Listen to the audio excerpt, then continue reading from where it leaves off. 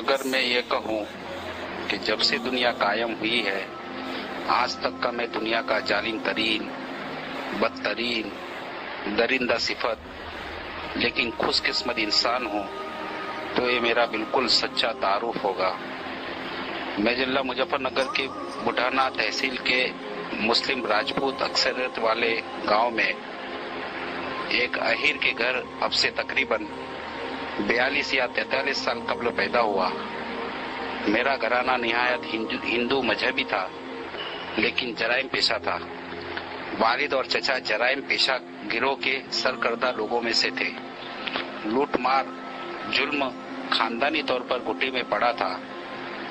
1987 में मेरठ के फसादात के मौके पर अपने बाप के साथ रिश्तेदारों की मदद के लिए मेरठ रहा और हम दोनों ने कम अज कम 25 मुसलमानों को अपने हाथ से कत्ल किया। उसके बाद मुस्लिम नफरत के जज्बे से मुतासिर होकर बजरंग दल में शामिल हुआ।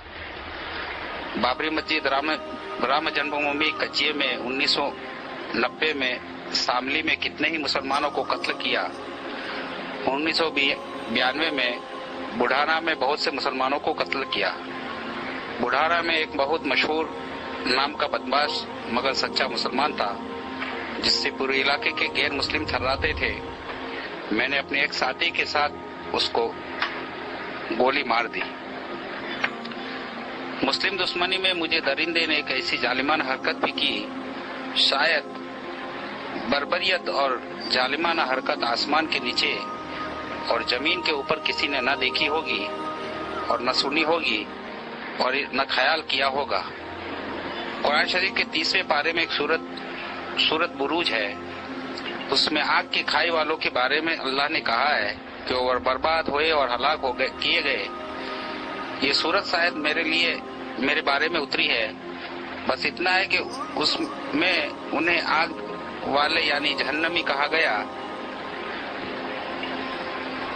मेरे कबूल इस्लाम का वाकया हर मायूस को उम्मीद दिलाने वाला है कि वो कुर्बावान और दयालु अल्लाह जब मेरे साथ ऐसा कर्म कर सकता है तो किसी को मायूस होने की कहाँ गुंजाइश है। मेरे एक बड़े भाई थे। जुल्म और जराइम के बावजूद हम दोनों भाइयों में हद दर्जा मोहब्बत थी। मेरे भाई की 2 लड़कियां और 2 लड़के थे जबकि मेरे कोई औलाद नहीं है। बड़े भाई की बड़ी लड़की का नाम हीरा था। वो अजीब दीवानी लड़की थी, बहुत ही भावुक थी, जिससे मिलती बस दीवानों की तरह और जिससे नफरत करती पागलों की तरह। कभी कभी हमें ये ख्याल होता कि शायद उस पर ऊपरी असर है। कई सियानों वगैरह को भी दिखाया मगर उसका हाल जू का तू रहा। उसने 8वीं क्लास तक स्कूल में पढ़ा। बड़ी हो गई, उसको घर के काम में लगा दिया मगर उसको आगे पढ़ने का बहुत शौक था और उसने घर वालों की मर्जी के बगैर हाई स्कूल का फॉर्म भर दिया और 8 दिन तक खेतों में मजदूरी की ताकि फीस भर सके और किताबें मंगवा सके। जब किताबें उसकी खुद समझ में नहीं आई तो बराबर में एक ब्राह्मण के घर उसकी एक लड़की से पढ़ने जाने लगी। ब्राह्मण का लड़का बदमाश और डाकू था। न जाने किस तरह मेरी भतीजी हीरा को उसने बहकाया और उसको लेकर रात में फरार हो गया। वो उसको लेकर बड़ौद के पास एक जंगल में जहाँ उसका गिरोह रहता था पहुंचा। वो उसके साथ चली तो गई मगर वहां जाकर उसे अपने माँ बाप की इज्जत जाने और उनकी बदनामी और अपनी गलती का एहसास हुआ। वो चुपके रोती थी। उस गैंग में इदरीसपुर का एक मुसलमान लड़का भी रहता था। एक रोज उसने उसे रोते हुए देख लिया। उसने रोने की वजह मालूम की। उसने बताया कि मैं कम उम्री और कम समझी में उसके साथ तो आ गई मगर मुझे अपनी इज्जत खतरे में लग रही है और मेरे माँ बाप की परेशानी मुझे बहुत याद आ रही है। उसको हीरा पर तरस आ गया और उसने बताया कि मैं मुसलमान हूँ और मुसलमान अपने अहद के सच्ची को कहते हैं, मैं तुझे अपनी बहन बनाता हूँ, मैं तेरी इज्जत की हिफाजत करूंगा और तुझे इस जंगल से निकालकर सही सलामत तेरे घर पहुँचाने की कोशिश करूंगा। उसने अपने साथियों से कहा कि लड़की तो बहुत बहादुर और अपने इरादे की पक्की मालूम होती है।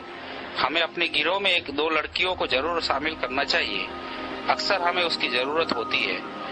अब जंगल में उसको साथ रखने का तरीका ये है कि उसको लड़कों के कपड़े पहनाओ, اس کی بات سب ساتھیوں کی سمجھ میں آ گئی۔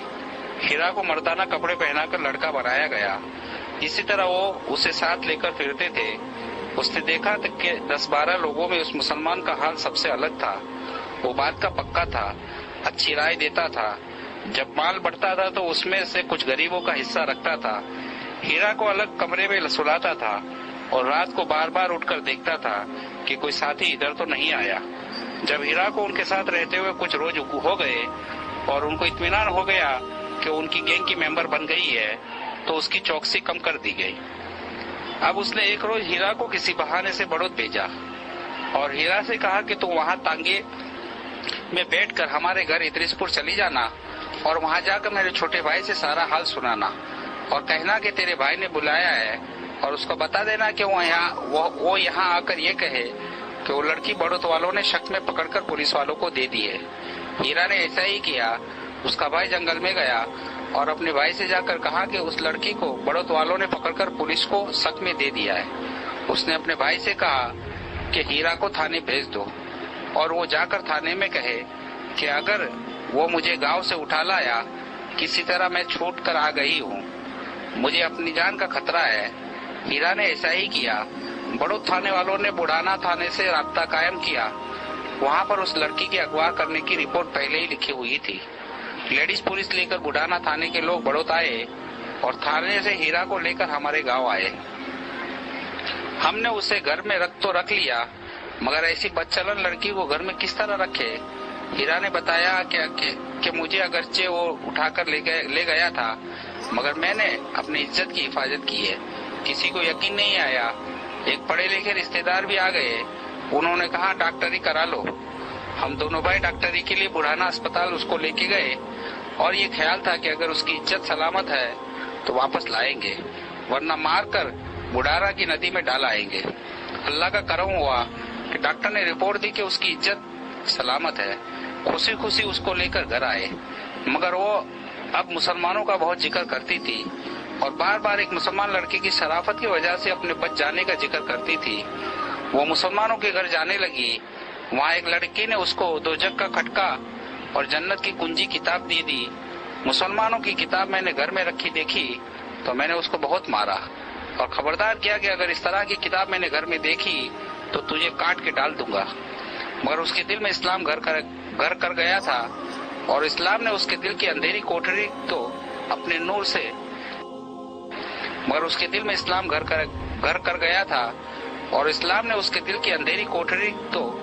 نور سے منور کر دیا تھا۔ اس نے مدرسے میں ایک مسلمان لڑکی کے ساتھ جا کر ایک مولوی صاحب کے ہاتھ پر اسلام قبول کر لیا اور چپکے چپکے نماز سیکھنے لگی۔ وہ وقت پر پابندی سے نماز پڑھنے لگی۔ مسلمان کے بعد وہ شرک کے اندھیرے گھرانے میں گھٹن محسوس کرنے لگی۔ وہ بالکل اداس سی رہتی۔ ہر وقت ہنسنے والی لڑکی ایسی ہو گئی جیسے اس کا سب کچھ بدل گیا ہو۔ نہ جانے کس طرح اس نے پروگرام بنایا اور پھر گھر سے چلی گئی۔ ایک مولوی صاحب اس کو اپنی بیوی کے ساتھ فولت چھوڑائے۔ فولت کچھ روز مولوی کلیم احمد صدیقی صاحب کے گھر پر رہی۔ پھر مولوی صاحب نے اس کو احتیاط کے طور پر دلہی اپنی بہن کے پاس بھیج دیا۔ وہاں وہ رہی۔ وہاں اس کو بہت مناسب ماحول ملا۔ وہ مولوی صاحب کی بہن کے یہاں رہی اور ان کو رانی پھپھو کہتی تھی۔ مولوی محمد کلیم صاحب کی اہلیہ نے بھی بہت پیار دیا اور رانی پھپھو نے اس کی بہت تربیت کی۔ شاید 1-1.5 سال وہ دلہی رہی۔ فولت اور دلہی کے قیام نے اس کو نہایت سچا پکا مسلمان بنا دیا۔ اسے اپنے گھر والوں کو خصوصاً اپنی ماں سے بہت محبت تھی۔ اس کی ماں بہت بیمار رہتی تھی۔ ایک رات اس نے خواب میں دیکھا کہ اس کی ماں مر گئی ہے۔ آنکھ کھولی تو اس کو ماں کی بہت یاد آئی۔ اگر ایمان کے بغیر اس کی ماں مر گئی تو کیا ہوگا، یہ سوچ کر وہ رونے لگی اور اس کی چیخیں لگ گئی۔ گھر کے سبھی لوگ اٹھ گئے، اس کو سمجھایا، تسلی دی۔ وقتی طور پر وہ چپ ہو گئی، مگر بار بار اس کو خواب یاد کر کے رونا آتا تھا۔ مولوی محمد کلیم صدیقی صاحب کو ابی جی کہتی تھی۔ بار بار وہ اپنی ماں کو یاد کرتے اور گھر جانے کی اجازت مانگتی، مگر مولوی صاحب نے اس کو سمجھاتے کہ تمہارے گھر والے تمہیں زندہ نہیں چھوڑیں گے اور مار دیں گے، اور اس سے زیادہ یہ کہ تمہیں پھر ہندو بنا لیں گے۔ ایمان کے خطرے سے وہ رک جاتی، مگر پھر اس کو گھر یاد آتا تو گھر جانے کی ضد کرتی۔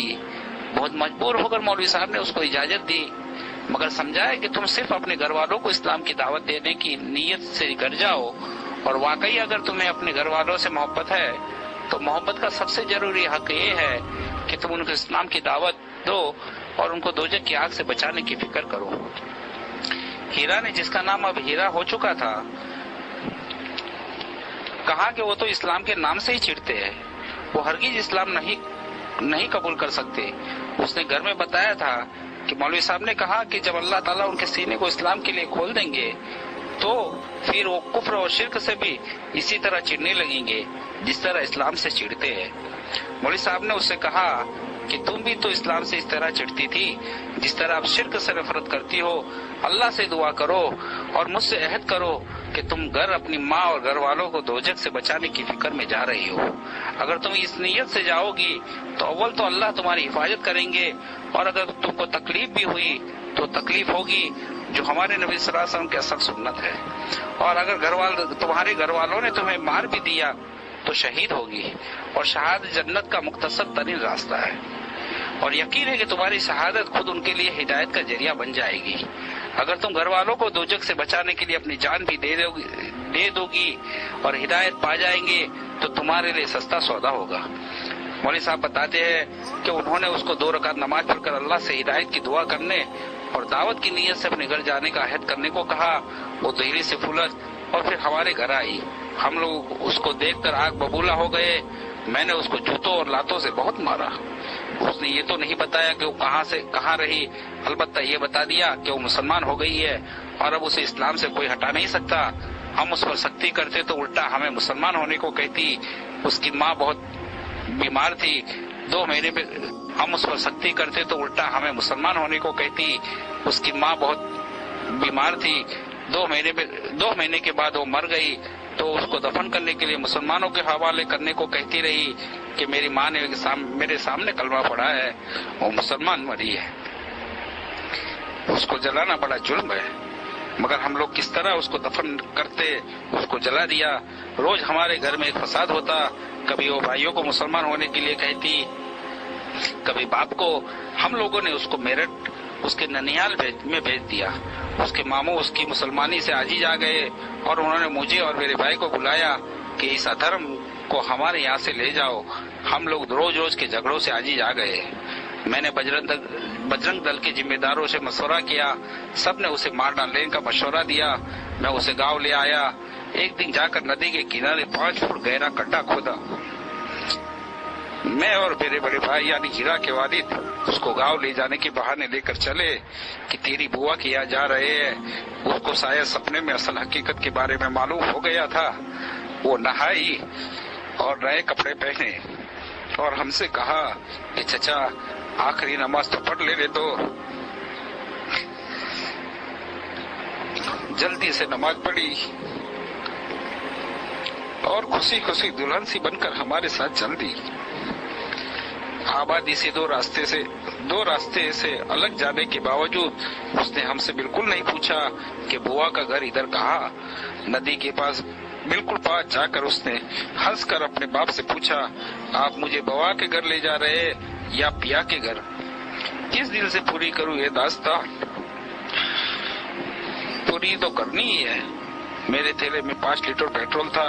ہیرا کا حقیقی باپ اور میں ظالم چچا دونوں کے ساتھ وہ سچی مومنہ اور عاشقہ، ہم اس کو لے کر گڈھے کے پاس پہنچے جو ایک روز پہلے پروگرام کے تحت کھودا تھا۔ اس درندے چچا نے یہ کہہ کر اس پھول سی بچی کو اس گڈھے میں دھکا دے دیا کہ تو ہمیں نرک کی آگ سے کیا بچائے گی، لے خود مزہ چکھ نرک کا۔ گڈھے میں دھکا دے کر میں نے اس کو اوپر سارا پیٹرول ڈال دیا اور ماچی چلائی۔ میرے بڑے بھائی یعنی ہیرا کے والد بس روتے ہوئے اس کو کھڑے دیکھتے رہے۔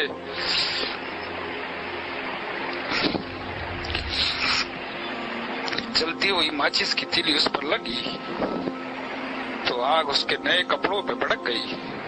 وہ آگ لگتے ہی وہ گڑھے میں کھڑی ہو گئی اور جلتی آگ میں ہاتھ آسمان کی طرف اٹھا کر چیخی، میرے اللہ آپ مجھے دیکھ رہے ہیں نا؟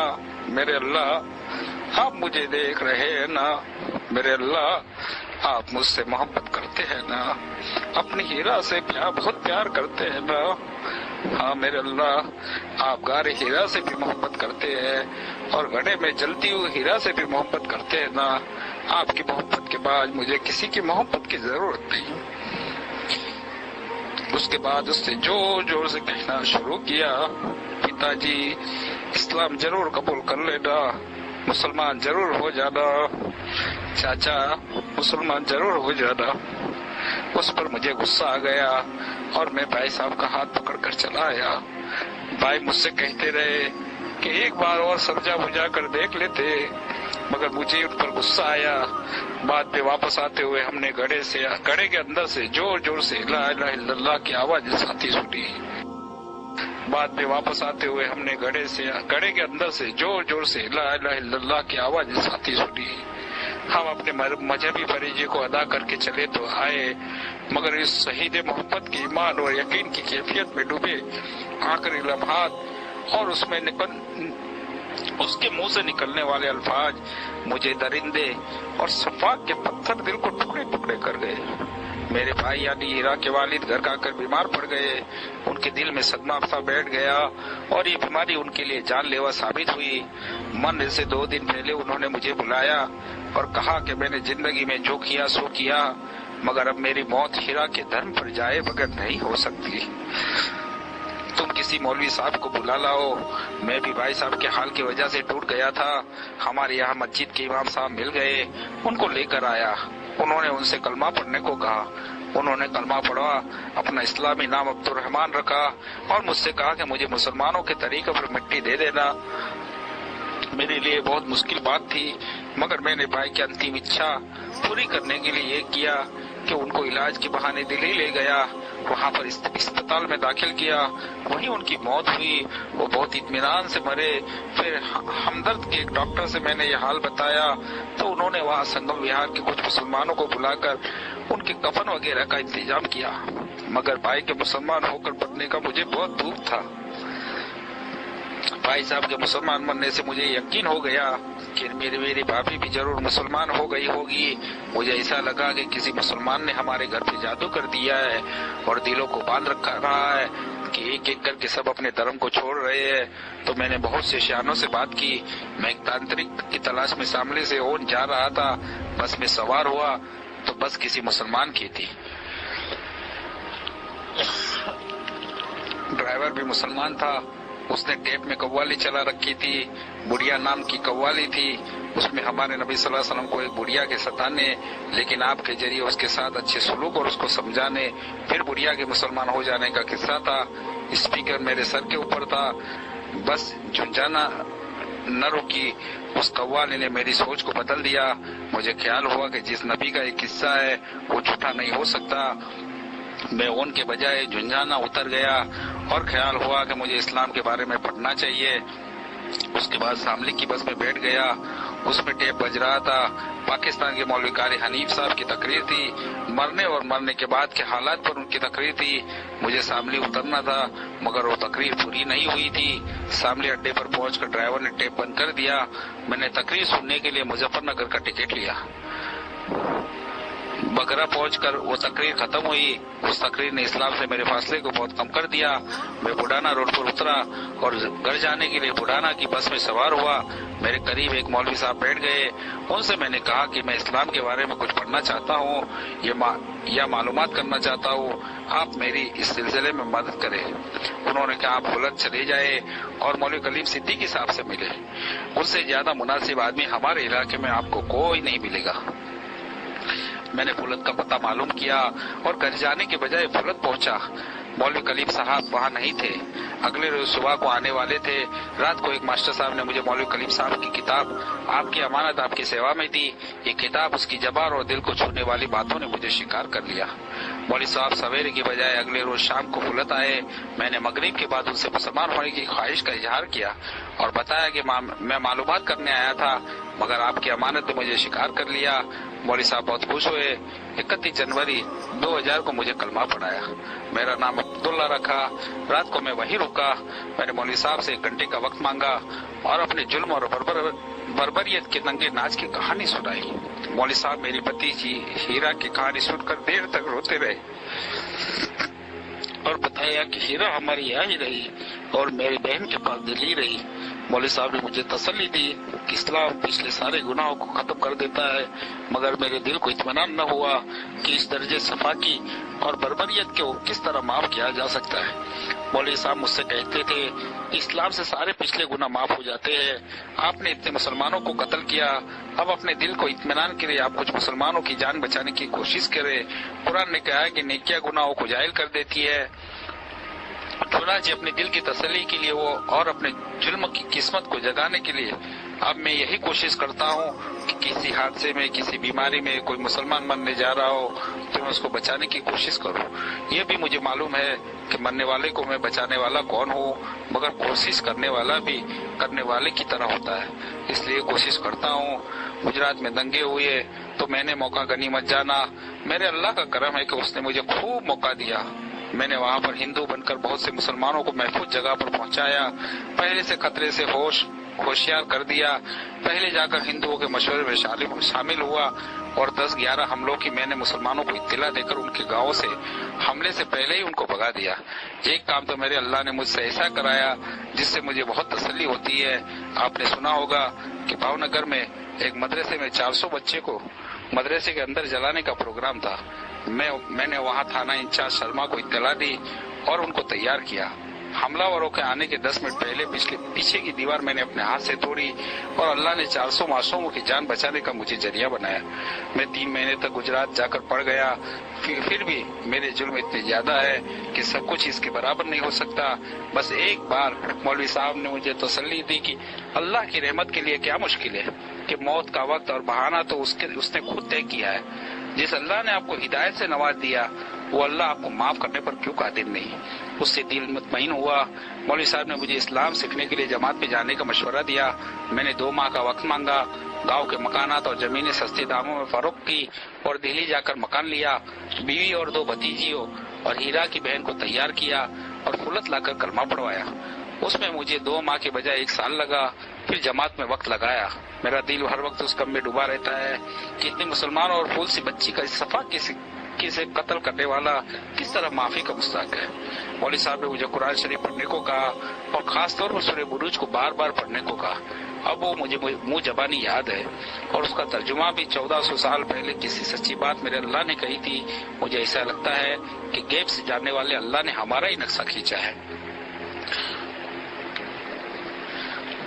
उस सूरत को पढ़िए और हीरा की तड़पा देने वाली आखिरी सदाओं पर गौर करिए। मेरे अल्लाह आप मुझे देख रहे हैं ना, मेरे अल्लाह आप मुझे देख रहे हैं ना, मेरे अल्लाह आप मुझसे मोहब्बत करते हैं ना, अपने हीरा से बहुत प्यार करते हैं ना।